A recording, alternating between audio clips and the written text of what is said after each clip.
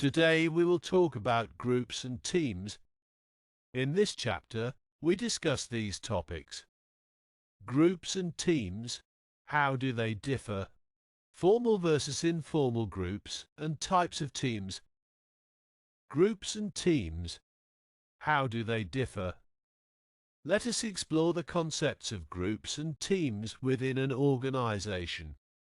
A group is described as a collection of individuals brought together by either organizational or social needs. Members of a group work, interact, and cooperate to achieve a common goal within a specified time. While group members maintain their individual identities, they share information and resources with each other. In contrast, a team is a specific type of group formed with the purpose of achieving a common objective within a defined time frame. Team members are linked together and have collective accountability. The team operates under the principle of one for all and all for one, meaning they work together and share both the responsibility and outcome of their collective efforts. Groups within an organization are usually formed based on common interests, beliefs, experience in specific fields, and principles. This enables them to coordinate more effectively. Teams, on the other hand, emphasize mutual understanding and collaboration among members. They work together to maximize their strengths and minimize their weaknesses by complementing each other's skills and abilities. One key feature of a team is synergy, allowing the team to achieve much more collectively than individual members could achieve on their own. It's important to distinguish a group from a crowd. While a group is characterized by interaction, shared norms, shared goals, and a common identity, a crowd is a temporary gathering of people who do not necessarily interact with each other.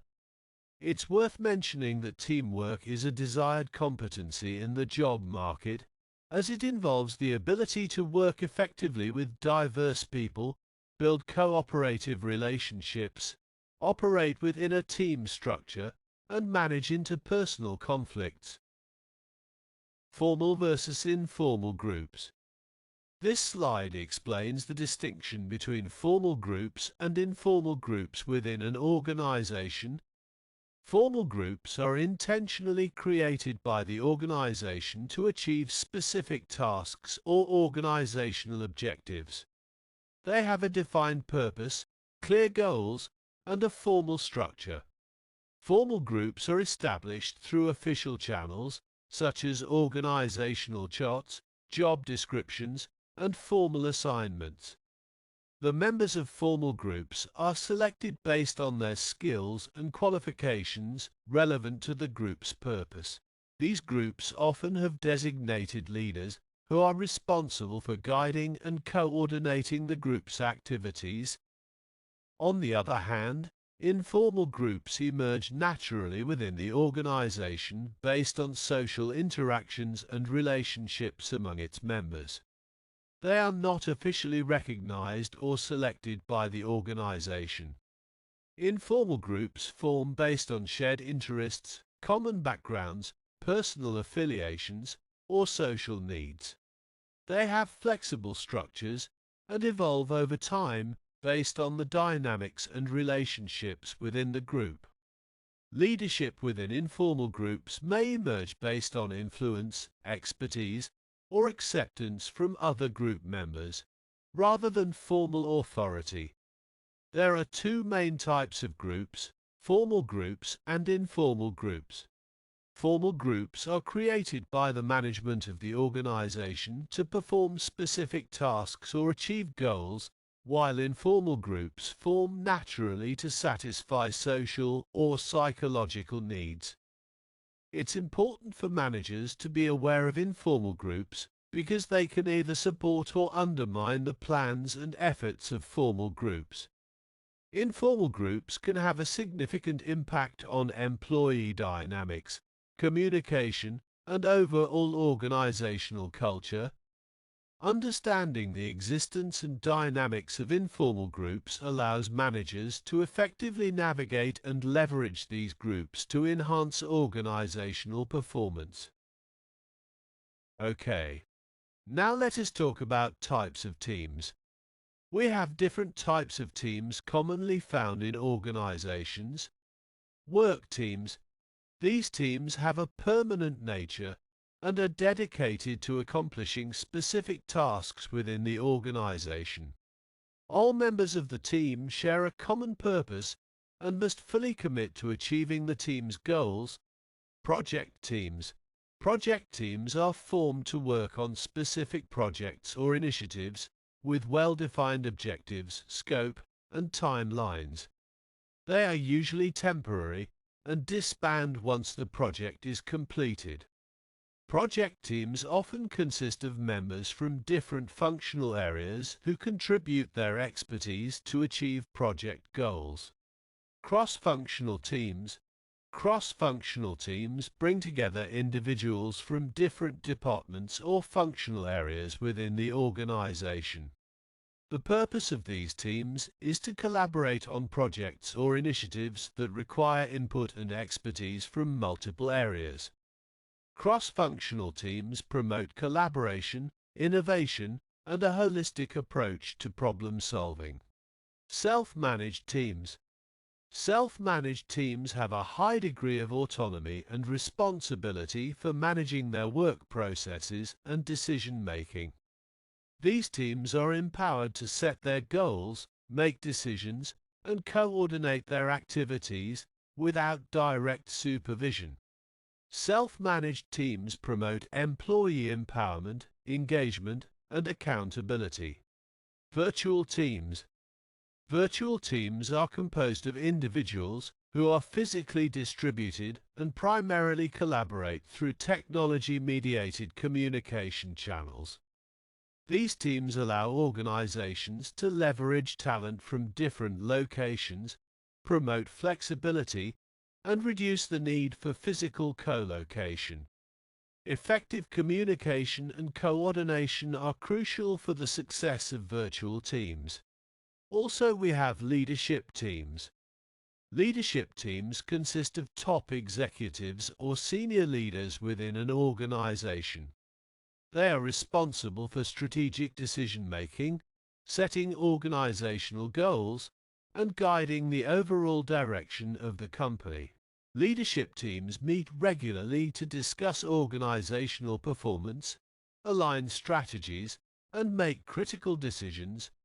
Quality improvement teams. Quality improvement teams focus on enhancing and optimizing processes, products, or services within an organization. These teams identify areas for improvement, implement quality management methodologies, and drive continuous improvement initiatives. Each type of team serves a specific purpose and has unique characteristics and dynamics. Understanding these different types of teams can help organizations effectively utilize and manage their teams to achieve their goals and objectives.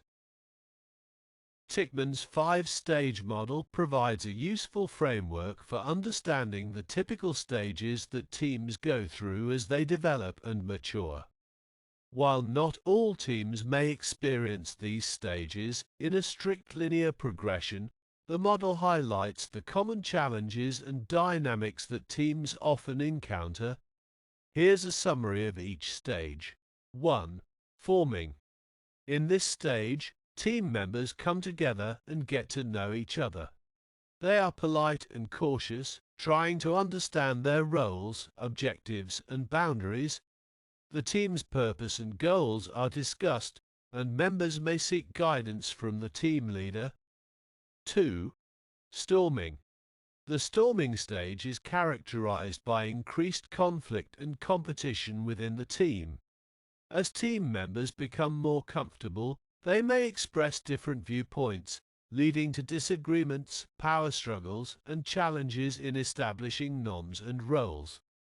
Conflict resolution and effective communication are critical during this stage. 3. Norming.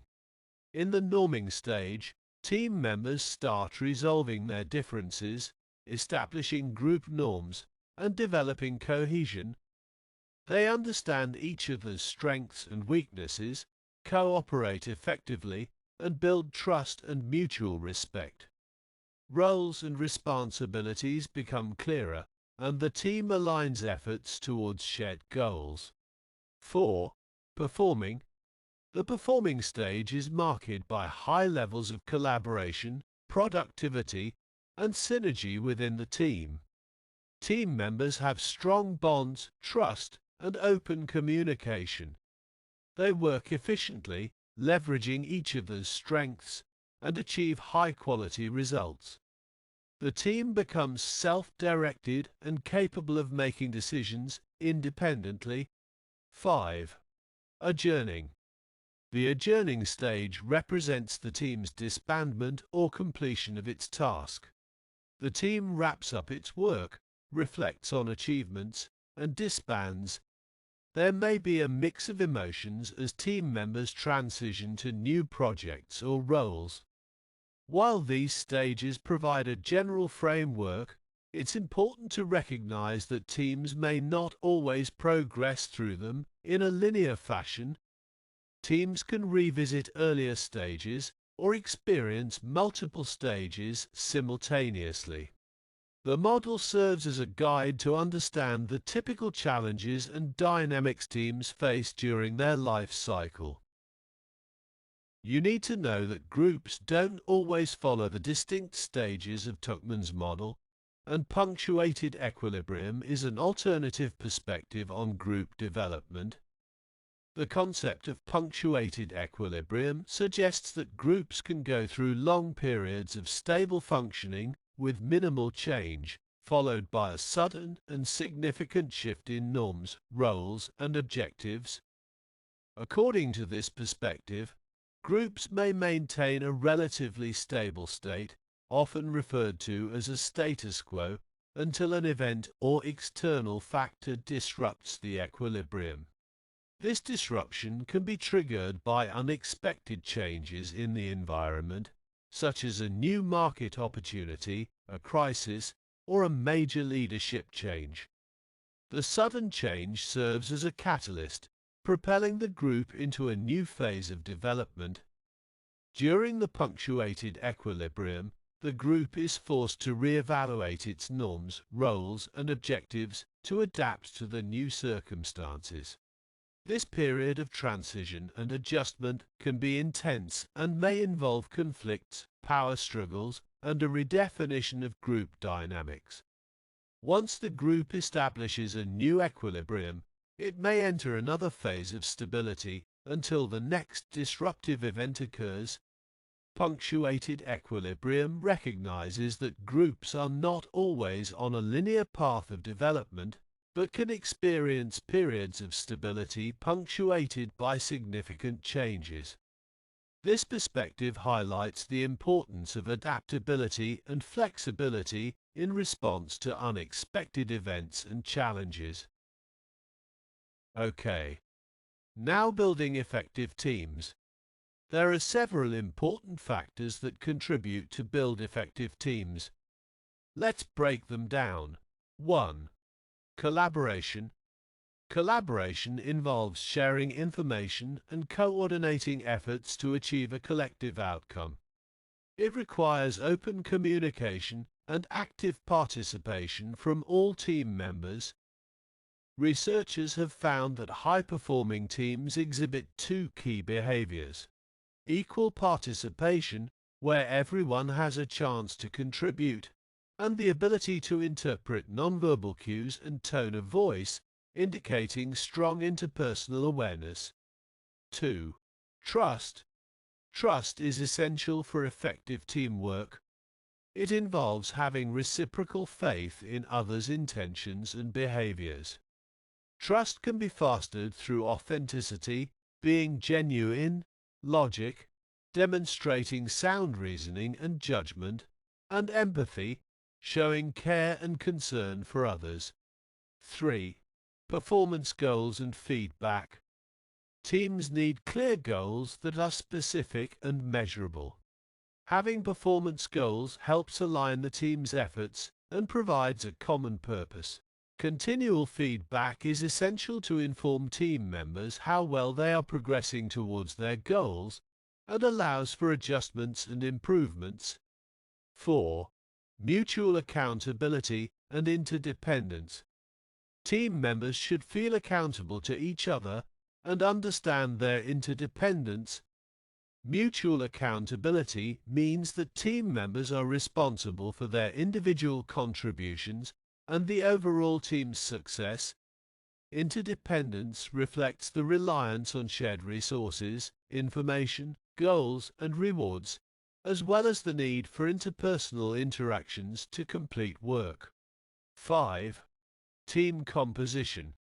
Team composition refers to the collection of jobs, personalities, values, knowledge, experience, and skills of team members. It's important to consider the fit between team responsibilities and the composition of the team. Diversity within the team can bring a range of perspectives and insights, enhancing problem-solving and decision-making. 6. Roles. Roles in a team define the socially determined expectations of how individuals should behave in specific positions. There are two main types of roles: task roles. These roles focus on behaviors that contribute to accomplishing the team's tasks and achieving its goals. Task roles involve activities such as organizing, planning, coordinating, and executing the work required. Maintenance roles. Maintenance roles involve behaviors that foster positive relationships, communication, and cooperation among team members. These roles contribute to creating a supportive and cohesive team environment. 7. Norms. Norms are the unwritten rules or general guidelines that govern team members' behavior. Norms serve several purposes within a team. Supporting group survival. Norms help maintain order, cooperation, and collaboration within the team, contributing to its overall functioning and success. Clarifying role expectations. Norms provide clarity about the expectations and responsibilities associated with different team roles, ensuring that team members understand their tasks and contributions. Avoiding embarrassing situations. Norms help individuals avoid uncomfortable or embarrassing situations by setting standards of behavior and interaction that promote respect and professionalism. Emphasizing group values and identity. Norms reinforce the important values, beliefs, and identity of the team, fostering a sense of shared purpose and cohesion. 8. Effective team processes. Effective team processes refer to the actions and behaviors of team members that facilitate the achievement of collective goals. Here are 3 examples of effective team processes. Creating a team charter. A team charter is a document that outlines the team's purpose, goals, roles, and expectations. It helps align team members, establish a shared understanding, and guide the team's work. Engaging in team reflexivity. Team reflexivity involves regularly reflecting on the team's processes, performance, and dynamics. It allows team members to identify areas for improvement, make necessary adjustments, and enhance teamwork. Giving team members a voice. Encouraging open communication and providing opportunities for all team members to express their thoughts, ideas, and concerns fosters collaboration, engagement, and innovation within the team. The last topic we will discuss is managing conflict.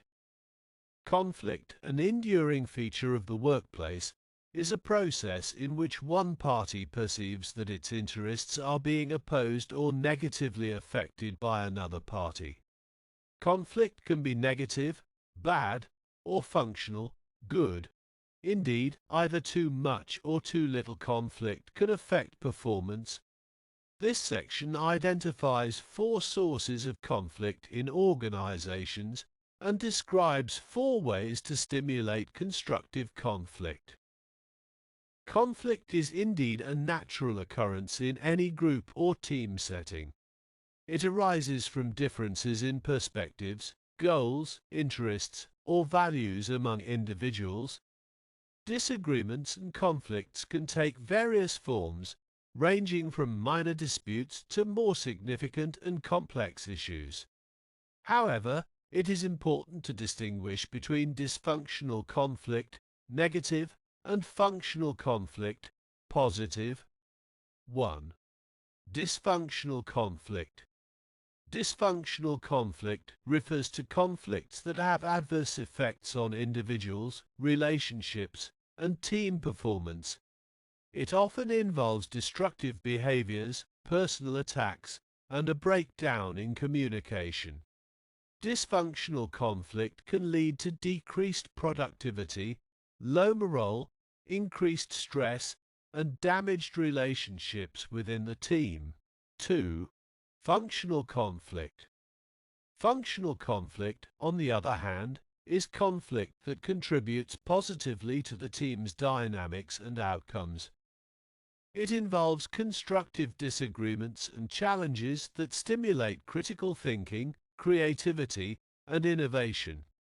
Functional conflict encourages the exploration of different ideas and perspectives, leading to better decision-making and problem-solving. When managed effectively, functional conflict can strengthen relationships, enhance team cohesion, and improve overall team performance. Managing conflict requires a proactive approach to ensure that conflicts are addressed and resolved in a constructive manner. Strategies for managing conflict include open communication, active listening, seeking common ground, finding win-win solutions, and fostering a collaborative and respectful team culture.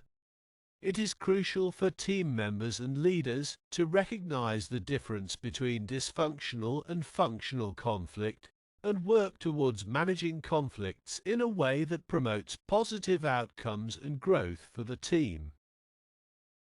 Okay, now the question is, can too little or too much conflict affect performance? The answer is yes. Both too little and too much conflict can have negative effects on team and organizational performance. Let's explore these effects in more detail. 1. Too little conflict, inactivity. When there is too little conflict within a team or organization, it can lead to a state of inactivity or complacency. In such situations, team members may lack motivation, creativity, and engagement. The absence of differing viewpoints and constructive disagreements can result in a stagnant work environment where new ideas are not generated, decisions are delayed, and deadlines are missed. This lack of conflict can hinder innovation, problem solving, and overall organizational performance. 2. Too much conflict, warfare. Excessive conflict, characterized by constant disagreements, power struggles, and intense interpersonal conflicts, can also negatively impact performance. When conflict reaches a level of warfare, it can create a toxic work environment marked by political infighting, low morale, and a lack of teamwork. Excessive conflict can lead to increased levels of dissatisfaction, stress, and turnover, as individuals may feel constantly embroiled in conflicts and unable to focus on their work. In extreme cases, excessive conflict can escalate to workplace aggression and violence, which have severe consequences for both individuals and organizational performance. Finding the right balance of conflict is crucial for optimal team performance. Constructive conflict, where differing perspectives are welcomed and managed effectively, can stimulate creativity, innovation, and problem-solving. It encourages healthy debates and the exploration of diverse ideas, leading to better decision-making and improved performance. However, when conflict becomes excessive or is avoided altogether, it can have detrimental effects on the team's dynamics and outcomes. Effective conflict management strategies, such as open communication, active listening, negotiation, and mediation, can help mitigate the negative effects of both too little and too much conflict. By fostering a culture that encourages respectful and constructive conflict resolution, teams can harness the benefits of conflict while minimizing its potential drawbacks. Okay, there are 4 kinds of conflict: personality conflicts, envy-based conflicts, intergroup conflicts, and cross-cultural conflicts. Here's a summary of each type. 1. Personality conflicts. Personality conflicts occur when there is interpersonal opposition based on personal dislikes or disagreements. These conflicts arise from differences in values, communication styles, or incompatible personalities. They can lead to tension, communication breakdowns, and hinder collaboration within a team or organization. 2. Envy-based conflicts. Envy-based conflicts arise from feelings of inferiority and resentment caused by comparing oneself to others who possess something desirable. These conflicts occur when individuals covet the possessions, achievements, or qualities of others. Envy-based conflicts can lead to negative emotions, rivalry, and strained relationships. 3. Intergroup conflicts. Intergroup conflicts occur between different work groups, teams, or departments within an organization. These conflicts often stem from inconsistent goals or reward systems, ambiguous job boundaries, or status differences among groups. Intergroup conflicts can result in competition, lack of cooperation, and hindered organizational performance. 4. Cross-cultural conflicts. Cross-cultural conflicts arise due to clashes between different cultures. In a globalized world, with cross-border collaborations, mergers, and joint ventures, cultural differences can lead to misunderstandings, miscommunications, and conflicts. Developing cross-cultural awareness and having an open mind can help minimize these conflicts and promote effective collaboration across cultures. To minimize conflicts in these areas, it is important to foster open communication, promote understanding, and encourage collaboration among individuals and groups. Developing skills such as active listening, empathy, and cultural sensitivity can contribute to conflict resolution and improved working relationships. Now, how to stimulate constructive conflict. To stimulate constructive conflict within a team or organization, you can consider implementing the following strategies. 1. Spur competition among employees. Healthy competition can stimulate constructive conflict by encouraging individuals to strive for higher performance and innovation. However, it is important to ensure that competition does not lead to extreme envy or negative outcomes. Establish clear guidelines and fair competition frameworks to promote healthy competition and motivate employees to excel. 2. Change the organization's culture and procedures. Making deliberate and highly publicized changes to the corporate culture can stimulate constructive conflict. By encouraging a culture of open communication, diverse perspectives, and constructive dissent, you can create an environment where individuals feel comfortable expressing differing opinions and engaging in productive debates. 3. Bring in outsiders for new perspectives.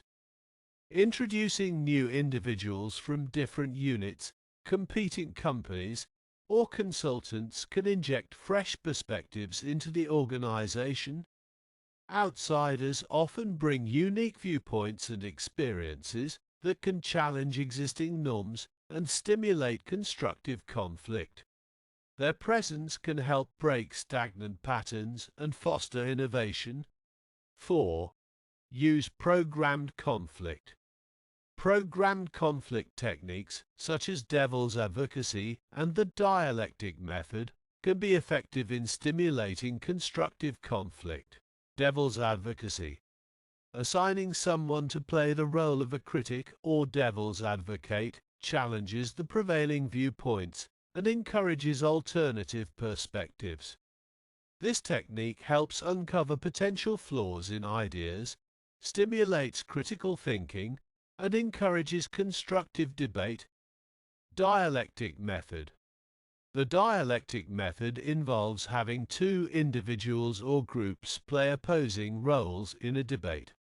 This process helps explore different sides of an issue and encourages a deeper understanding of proposals through constructive conflict. It promotes a thorough examination of ideas and facilitates the generation of innovative solutions. By implementing these strategies, you can create an environment where constructive conflict is encouraged, different perspectives are valued, and innovative ideas can flourish.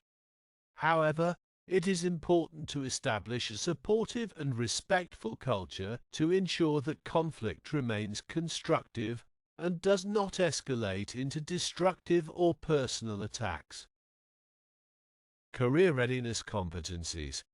Here are some career readiness competencies that can help you better handle conflict. 1. Teamwork collaboration.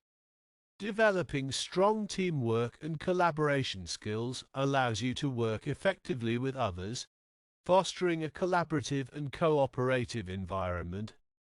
By establishing common ground, sharing common goals, and promoting effective communication and coordination within a team, you can navigate conflicts more smoothly and find mutually beneficial solutions. 2. Social intelligence. Social intelligence involves the ability to connect with others, understand their feelings and thoughts, and use this information to build positive relationships and interactions. By honing your social intelligence, you can navigate conflicts with empathy, understanding, and effective communication, fostering a more constructive resolution. 3. Openness to change. Conflict often arises from differing perspectives on change or new ideas. Being open to change involves being flexible, seeing change as a challenge rather than a threat, and being willing to embrace new ideas, processes, or directives. By cultivating an open mindset, you can approach conflicts with a willingness to explore alternative perspectives and adapt to new circumstances. 4. Emotional intelligence. Emotional intelligence involves the ability to recognize and understand emotions, both in yourself and others, and to use this awareness to guide your thinking and behavior. Developing emotional intelligence enables you to manage your own emotions in conflict situations, as well as understand and empathize with the emotions of others, leading to more effective communication and conflict resolution. 5. Oral/written communication. Effective communication skills are essential in conflict resolution. When engaging in conversations about conflicts, it is important to use clear, assertive, and non-blaming language.